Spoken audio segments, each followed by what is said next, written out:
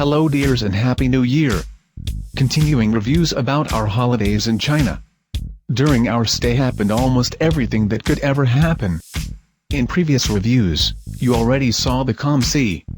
And this time we've decided to show the stormy Yalong Bay, and you need to be very careful in the sea. In fact, during such storms, it sucks you into the sea, and if you are not careful, you can get into the open sea. The storm lasted about 2-3 days, after which the sea was finally calm. Notice how many Chinese hold on to the rope. They do this in a calm sea. They are panicky afraid of the sea.